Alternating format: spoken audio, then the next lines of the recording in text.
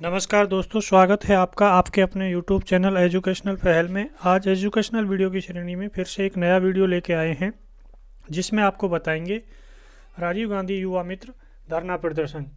जो शहीद स्मारक पर धरना प्रदर्शन चल रहा है राजीव गांधी युवा मित्रों का, क्योंकि इन युवा मित्रों को वर्तमान सरकार ने, जैसे ही सरकार बनी थी उसके बाद इन युवा मित्रों को निरस्त कर दिया गया था, क्योंकि पूर्व सरकार ने, कांग्रेस सरकार ने इन युवा मित्रों को ज्वाइनिंग दी थी और वर्तमान सरकार ने ये आरोप लगाया था कि इन युवा मित्रों की नियुक्ति हुई है एक नियम के तहत नहीं हुई है, और जितने भी कैंडिडेट इस भर्ती में काम कर रहे हैं, इस युवा मित्र के तौर पर कार्य कर रहे हैं, वो एक पार्टी विशेष के सदस्य हैं। ऐसा आरोप वर्तमान सरकार द्वारा लगाया गया था। इसको देखते हुए वर्तमान सरकार ने इस भर्ती प्रक्रिया को पूर्ण रूप से निरस्त कर दिया था। इसके साथ ही एक भर्ती को और निरस्त किया था। उस भर्ती का नाम था महात्मा गांधी सेवा प्रेरक। जो भर्ती प्रक्रिया प्रोसेसिंग में चल रही थी, उसके इंटरव्यू वगैरह कंप्लीट हो गए थे, मात्र रिजल्ट उसका डिक्लेयर होना बाकी था। उसके बाद उस भर्ती प्रक्रिया को भी निरस्त कर दिया गया था।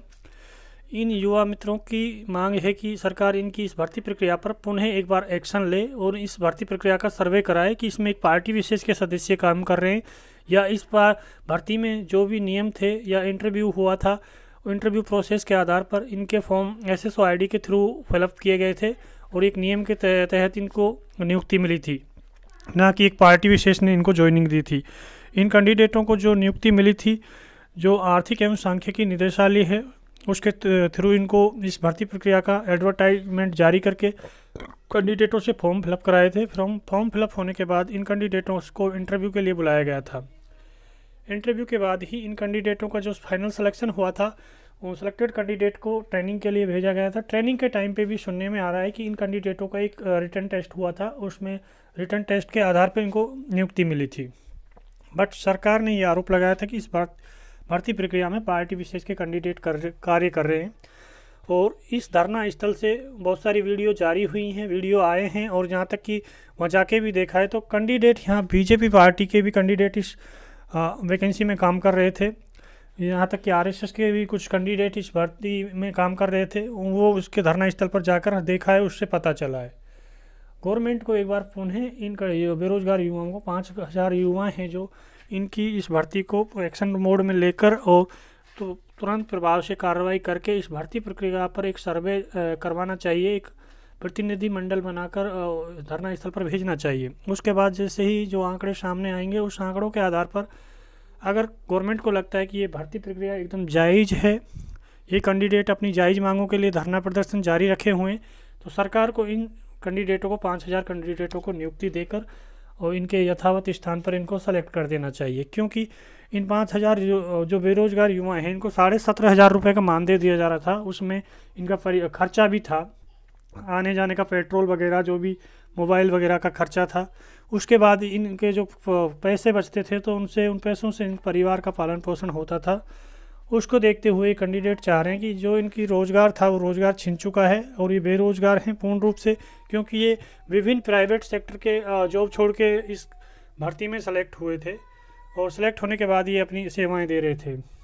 गांव-गांव में प्रत्येक कैंडिडेट को, जिन कैंडिडेटों के पास सरकार की योजनाओं का लाभ नहीं पहुंच पा रहा था, उन कैंडिडेटों को ये जानकारी देकर उन योजनाओं का लाभ दिला रहे थे।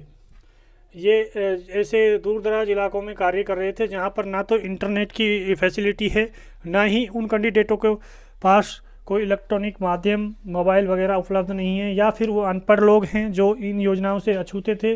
उन सब कैंडिडेटों को इन योजनाओं से जोड़ने का इनका मकसद था, क्योंकि ज़्यादातर कैंडिडेट ऑनलाइन माध्यम से, सोशल मीडिया के थ्रू उन योजनाओं का ऑलरेडी लाभ ले रहे थे। बट जिन कैंडिडेटों को इन योजनाओं की जानकारी नहीं थी, तो उन कैंडिडेटों को सरकार की योजनाओं से इन्होंने जोड़ा था। पहले इन्होंने पूर्व सरकार की योजनाओं को प्रचार प्रसार किया था, वो जैसे ही ये सरकार बनी तो इनकी योजनाओं का भी इन लोगों ने प्रचार प्रसार किया। जैसे बीजेपी ने भारत निर्माण संकल्प यात्रा के थ्रू कुछ कैंप्स वगैरह आयोजित किए थे विकसित भारत योजना के तहत, उसमें भी इन कैंडिडेटों की जो नियुक्ति थी, यानी कि इन्होंने अपनी सेवाएं दी थी। और 26 जनवरी तक का इनका जो भी टाइम शेड्यूल था कि आपको किस कैंप में जाना है, कहाँ पर आपकी ड्यूटी लगी है, ये सब जारी हो चुका था। उससे पहले ही इन कैंडिडेटों को घर बैठा दिया गया। ये अपनी जायज़ मांगों के लिए अपनी प्रयासरत हैं। सरकार को एक बार अपने विचार करके इस भर्ती पर एक्शन लेना चाहिए। अगर इनको लगता है कि ये एकदम जायज़ मांगों के लिए अपना आंदोलन जारी रख रहे हैं तो इसको बहाल कर देना चाहिए। अगर आपको ये एजुकेशनल जानकारी अच्छी लगी हो तो इस वीडियो को लाइक करें, शेयर करें और इस एजुकेशनल चैनल को सब्सक्राइब करें। धन्यवाद।